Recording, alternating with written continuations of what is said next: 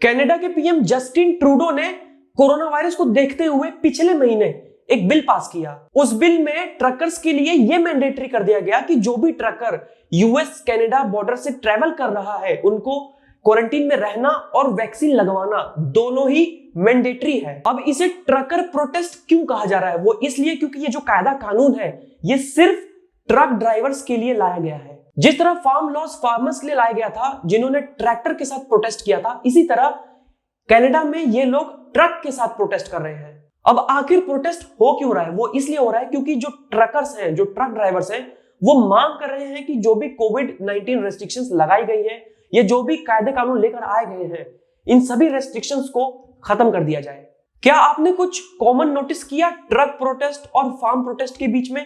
क्योंकि दोनों ही protest Capitals की तरफ मार्च किए थे। जहां एक तरफ फार्मर्स दिल्ली में प्रोटेस्ट कर रहे थे, वहीं दूसरी तरफ कनाडा के कैपिटल ओटावा में यही ट्रकर्स प्रोटेस्ट कर रहे हैं। भारत सरकार ने जब फार्मर्स को रोका था हैवी फोर्सेस के साथ, तब कनाडा ने रिस्पॉन्स में कहा था कि हम पीसफुल प्रोटेस्ट के साथ में हैं।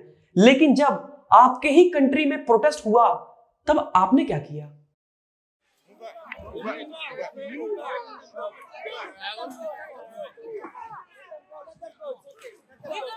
आपने आनन फानन में इमरजेंसी एक्ट इंपोज कर दिया अपनी कंट्री में ताकि प्रोटेस्ट को रोका जा सके। रोड्स ब्लॉक कर दिए, भारी मात्रा में सुरक्षा बल तैनात कर दिए, उनके बैंक अकाउंट फ्रोज कर दिए और उन्हें लेबल किया कि ये टेररिस्ट फाइनेंसिंग है। और क्योंकि कनाडा की गवर्नमेंट को ये सब करने के लिए कोर्ट की कोई परमिशन नहीं चाहिए।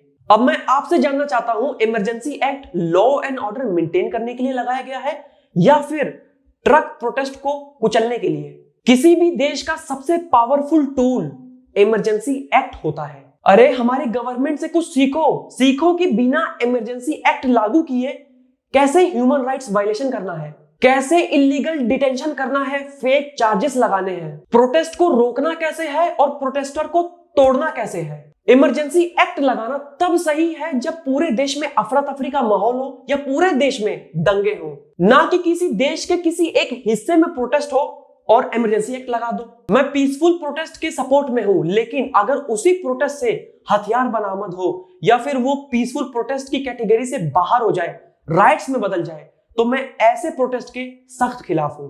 फार्म प्रोटेस्ट और ट्रक प्रोटेस्ट में काफी कुछ चीजें सिमिलर हैं, जैसे कि दोनों ही प्रोटेस्ट में व्हीकल्स शामिल हैं। दोनों ही प्रोटेस्ट को बदनाम करने के लिए एक तरफ खालिस्तानी तो दूसरी तरफ टेररिस्ट फाइनेंसिंग कहा गया। जब भारत सरकार ने रोड्स को ब्लॉक कर दिया तब कनाडा ने क्रिटिसाइज किया, लेकिन जब बात खुद पर आई तो आपने कैसे रिएक्ट किया?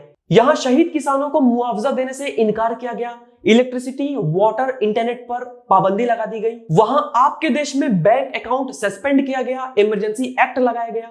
किसी भी गवर्नमेंट को क्रिटिसाइज करना बहुत आसान है, लेकिन जब बात अपने पर आती है तब मालूम पड़ता है।